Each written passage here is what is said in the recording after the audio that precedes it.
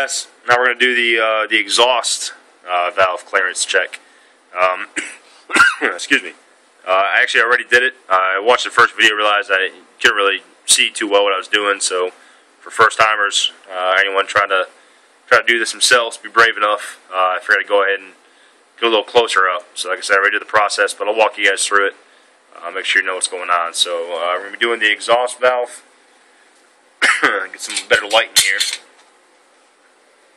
Which you got right there. You got the rocker arm, and you got the valve, you got the lock nut, and at the very top there you see the adjusting screw. So what we're going to do is we want to go ahead and check the clearance first, and we'll go ahead and loosen it and tighten it back up. When I did this a few minutes ago, there was actually quite a bit of room. I was able to stick two sizes up in there and still move it around pretty easily. So those of you that don't know, I had an engine knock, and basically some feedback I got from the forums and whatnot, as well as just doing some little self-research. Figured the valves was probably the problem. I did a couple other things, couldn't fix it. So this one being so loose, the front ones weren't too bad. They were definitely off a little bit, but not much. In this case, this one was off quite a bit. So I'm hoping this might have been the problem, and I solved it. So anyways, we're going to go in here. Again, somebody had told me to go ahead and go from the outside in. I found that's a little more difficult, so I'm going to go from the go from the inside out is what I was recommended. I'm going to go from the outside in. I found it a little bit easier. So I want to slide it in here. I'm going to get a close-up, show you exactly where you're sliding it. It's kind of self-explanatory. It's tight.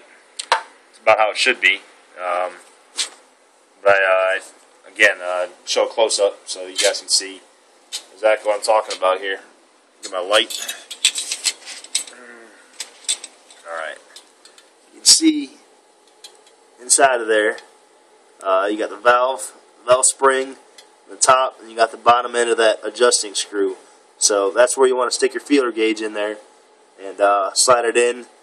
And there's another closer look at your adjusting screw as well as your lock nut. So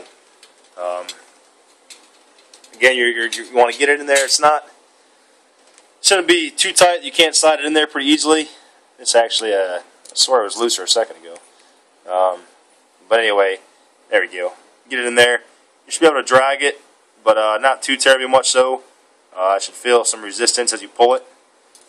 So like I said, in this case, I've already adjusted it, so it's good. If it weren't, what you do is you go, hang on a second, make you look at my knee.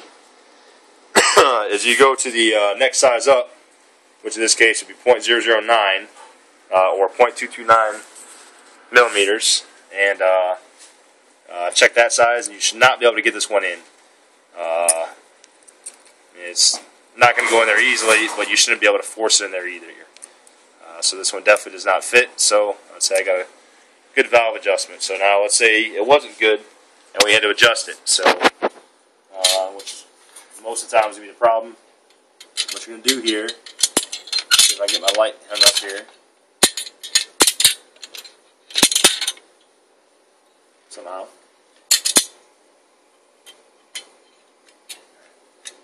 There should be a little better visibility. Right here is your lock nut.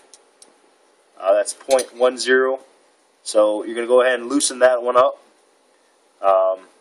And then you're going to go ahead with your 4mm or your pair of pliers, whatever you got. If you don't got the exact tool, or even a little midget wrench like this, and yes, it's a midget wrench, not a short joke.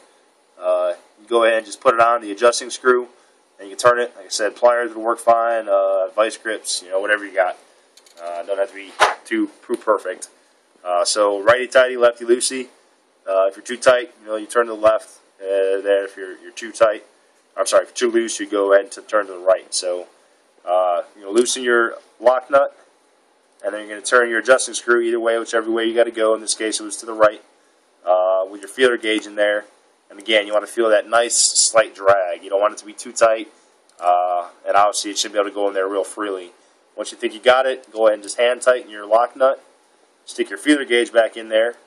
The size up feeler gauge. In this case, with a 0.009. If you can get it in there still pretty easily, you're going to have to go ahead and tighten it, loosen the lock nut, adjust it with the adjusting screw. However, if you can't really get it in there at all unless you 100% force it, that means you're good. That means you adjusted it right. At that point, pull the feeler gauge out. You're going to go ahead and tighten this down. Those of you who have a torque wrench and really care about the torque spec, it is 17 foot-pounds. Again, I don't have a torque wrench. Probably should get one from Harbor Freight or something. I'm going to be working on the Scoop, but for now I just kind of hand tightened it to what I felt was good. Maybe a little too tight, but so you tightened it. Once you have it tightened, because you could possibly have adjusted the adjusting or moved the adjusting screw when you did it, go ahead and stick the feeler gauge back in there for one more time, just to make sure that if you did move it just a little bit, that it's still within spec. So get our 0.008 feeler gauge in there, and perfect. So that's the valve adjustment for the rear cylinder. Go ahead and now we're going to button everything back up, put the cover back on. Kind of the exact opposite. We took it off. You're going to want to clean the surface edge, make sure there's no little particles got on there, so you get a nice good seating surface for your gasket. Put your top back on. Remember, for this, we had, when this hose was in the way, we had some clearance issues, so we took off the little piece, or two little bolts. Go ahead and get your cover in there first.